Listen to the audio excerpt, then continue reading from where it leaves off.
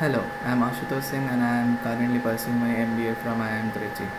As a part of the learning objective of Indian Economy and Policy course, I tried my hands to publish a video, to make a video on one of the most contemporary topics that has been on the news for a long time, that is COVID-19 and its economic impacts and how the economy can be managed. So how this chaos can be managed. So basically, coronavirus that has been technically named as COVID-19 came into the limelight in Wuhan, China, when around 41 emergency patients who were admitted developed symptoms that could not be explained by doctors. The epicenter, as per WHO, is the meat market in Wuhan, where the virus has outbroke, with bats being the primary carrier. The virus, that is termed as SARS-CoV-2, is a mutated version of SARS-CoV, which belongs to the family of beta coronaviruses. With 209 countries around the world affected by this virus, as per the latest reports, it's no longer questionable why the WHO decided to title it or to declare it as a pandemic. With situation grim in the European countries, USA, the Middle East, as well as South Asia, Africa, which was initially away, or like which had initially survived, or like which was initially devoid of the cases of the COVID-19 symptoms, is facing the loom of a COVID-19 time bomb. As per the latest reports from the last week, where there are only 9 countries that where COVID-19 cases were initially found, the tally has reached to 43. The problem with Africa is that even if the problem with Africa is that the developed nations, which contribute a significant portion of their investment of their money into, or their resources into Africa for improving on the healthcare facilities, are those countries which are themselves suffering for this coronavirus outbreak, be it USA, be it Italy, or be it Iran, or other countries which have been supporting the African countries since long. These countries themselves are unable to protect the citizens because of the unavailability of the testing kits and the healthcare facilities. No, not many countries are so efficient as China, who could predict this outbreak and could make hospitals in such a short duration of time. Everyone in the world is struggling at this point of time to deal with coronavirus. So, what is it that we can do, or what will be the economic impacts of this COVID-19 virus on the world economy? So, McKinsey has two reports. McKinsey had considered two particular scenarios which they believed could happen with this outbreak of coronavirus. In the base case scenario, which no longer is valid as of now because this report was published on March 2nd, and in the base case scenario they had described that that this coronavirus, which has been developed initially in four complexes, that is Middle East, Iran, then the outbreak center, that is China, and spreading to South Asia, Japan, and South Korea, and some cases in USA. All these four complexes will initially be devoid of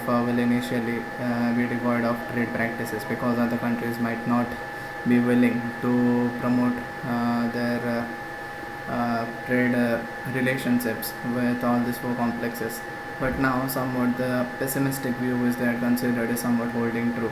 The pessimistic view of McKinsey stated that this COVID-19 outbreak will just spread to all the countries of the world, almost all the countries of the world. And that is what has been happening till now. Around 209 countries that have been affected, and as a result of this virus is not highly seasonal, and this will continue to erupt towards the end, or like throughout 2020. So this will result in a significant impact on economic growth, with quarter 2 and quarter 3 being highly affected, and the global growth will dip.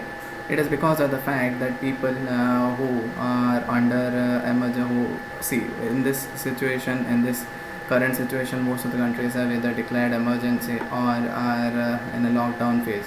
At this point of time, with people not allowed to, with people forced to stay indoors and not allow, and they being cost, they will tend, or like they will be willing to live a cautious life rather than spending lavishly. As a result, the restaurant business, and then other traveling businesses, as well as the hospitality business, all the sectors will be significantly affected, as most of the people would prefer staying indoors, even if situation even if situation comes under control, which is highly unlikely. This would carry on for around a year, until the vaccines are found, which is suspected to take around 8 to 9 months, as per the latest reports that were published by WHO. So now, the problem is that this economic chaos will lead to a lot of people losing their jobs, with companies not able to pay their employees, and lot of companies shutting down. What can then, in this point of time, then what is it that the government can do? So mostly, what the government should do is that it should promote public spending. Even if the resources are limited, they should try to, you know use their reserves, and the country should come in a negotiation, since this is nothing but uh, this is a human threat.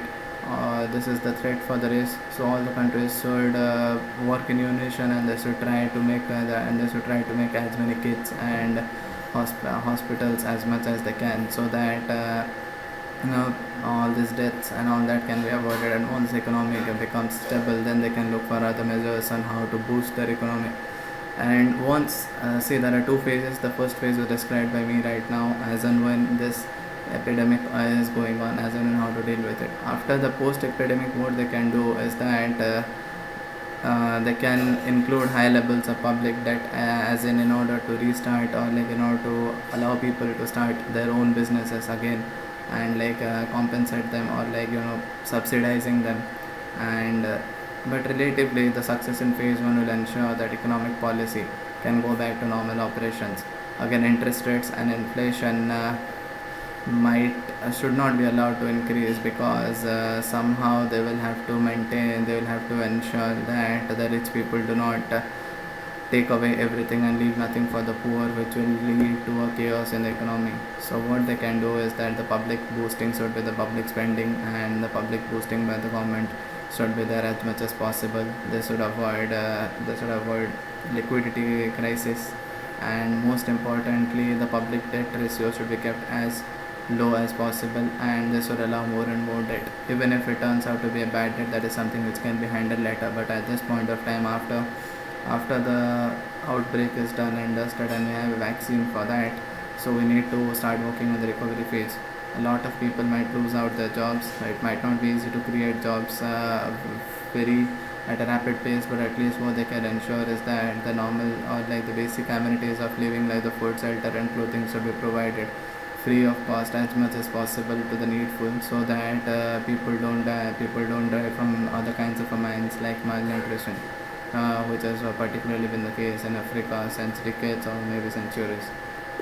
Under those circumstances, only fiscal stimulus will be appropriate and highly effective in the most advanced economies, and this will facilitate our exit from exceptional measures like this, which have been introduced during the crisis, and this will also lead us to fight any other disaster whichever comes our way. With this, I would like to end. Thank you for your patience.